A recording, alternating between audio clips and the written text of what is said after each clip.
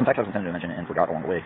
One, Mennonite Amish family in-law Dave Hauser raised a Danny, reading a lot of books beyond his age level that Dave thought of to read. His rearing has been pretty idiosyncratic. Pseudo-intellectually, you don't read War and Peace at about 9. Went to college in Georgia to be a marine biologist. Danny did. Because there was the talk obsessed with me by my uncle, disowned Ed Horton. By the time we went to a seafood restaurant, and I kept the lobster shell at about 2 or 3 years old. Studied about lobsters in my encyclopedia. Was told that it was going to stink. I was too interested in it. I said, when it starts to stink, I'll throw it away, and it did. Inspired me to be a marine biologist, but then met a Peter Gabriel affiliate, if it wasn't Peter Gabriel himself, as a philosophy teacher, that as Danny put it, and it wasn't psychopathetic, with his Coca-Cola addiction, while being operated by a one named Ozzy Osbourne, by doppelganger phenomena, began to be an abuser of smack and loved it. Influenced him to be disenchanted with Christianity. He told me one day when we went to Cedar Point in Sandusky, Ohio, while he was wearing Kurt Cecil's spandex pants to be a Van Halen, I don't know, yeah, lookalike or something, that I would never wear. It taught him that people can make up their own logic. Changed his mind because he loved smack while addicted to Coca-Cola. And he said that wasn't psychopathetic. Changed his major to be a pharmacist with a new interest in drugs. Telling me that it must have been because of after meeting REM that he was an animal rights activist and wanted to respect the life of marine animals. He told me at a seafood restaurant one time when we were like 14 or something that he was going to move to Alaska to be a researcher of Alaskan king crabs because it was the market price. And don't you know the market price, stupid? Because I was ordering something cheaper that wasn't the market price. Like, you watched It's a Wonderful Life too much, and when George Bailey says, don't you know what coconuts are, stupid? I'm a member of the National Geographic Society. And during junior high school education, that when you can't figure out your Rubik's Cube anymore because you use obsessive compulsive with a disorder about it, with nightmares, you can use a flathead screwdriver like I do in my non-official Rubik's Cube, I don't care about that one, and put it back together so you can start over again. So when the contract killer that was the accuser in my case in Yolo County of false accusations from when I went into the bathroom at a Quick Mart just to comb my hair for about 15 seconds, and a little boy with a cowboy hat tried to walk in, and I said, hey little buddy, I'm in here, and shut the door. Right after me was a Danny Hauser doppelganger. All I had to do for cross-examination was follow my note, was to use Danny puzzles, and it worked. To actually have an impeachment of the only witness that was only the accuser. In my case, for allegedly saying fighting words as the charge, but there was prejudicial error, and I would have to affect that upon appeal if it wasn't thus far obstructed. And so it did work. He was inconsistent and contradictory in all of his testimony. A second thing to mention, additional fact, detail, I was told by a fellow warehouse worker that lived in Bay Village, along with a former musician that had performed along with Trent Reznor, and that he knew because of living in Bay Village. The musician's name was Dave Soleil, who became a percussion professor at Cleveland State University. And as I mentioned, Trent was a nightclub performer, impressionable upon a flock of seagulls and so forth. With so-called troops, it is because he performs under the nomenclature of a troop name.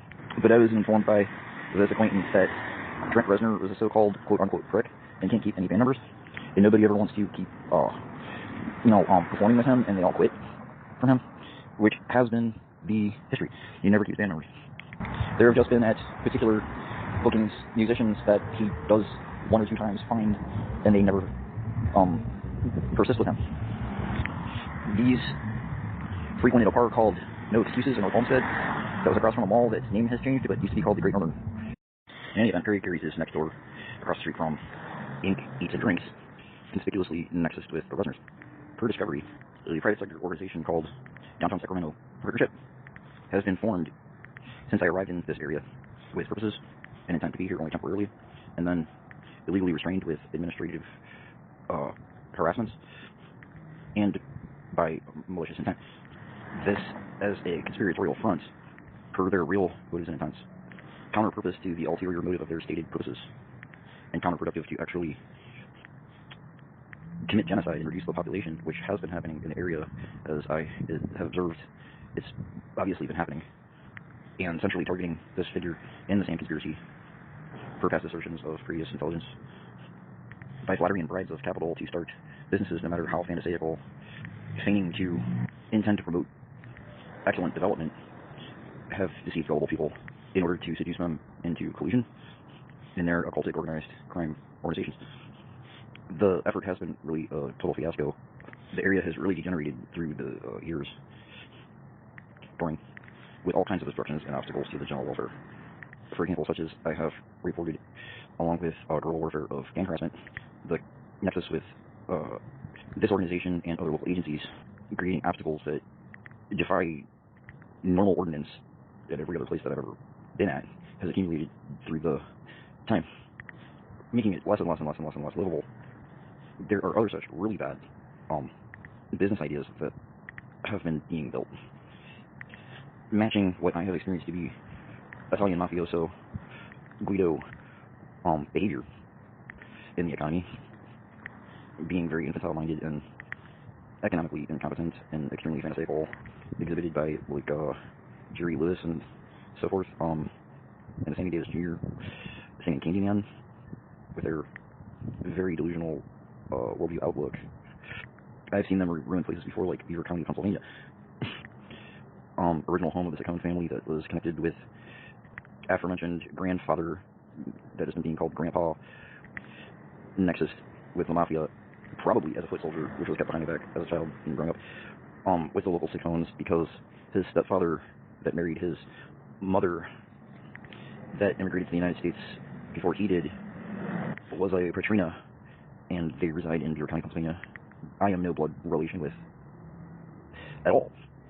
However, without me being able to help it at all, one Joseph Patrina was my so-called godfather when, although baptized according to their wishes, I am not Roman Catholic, and this is completely irrelevant to my life, although they intend to usurp some kind of obligation upon me in lieu of this. In any event, Perry carries his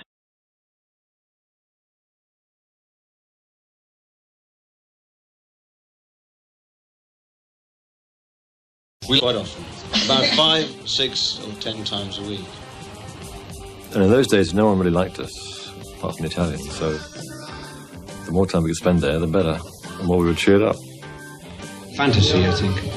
Where do you take the inspiration? Dove trovate l'ispirazione per I vostri testi? Quasi sempre l'ispirazione ci viene dall'anima. So what we do is we check out the reading of the song. Di qui, dalla lettura dell'anima che ascoltiamo con un orecchio. 1972 witnessed a turning point in the